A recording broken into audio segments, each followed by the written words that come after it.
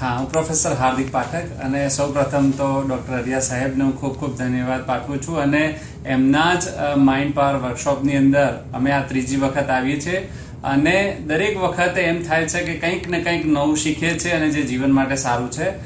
મેં એમના પહેલા જ વર્કશોપની અંદર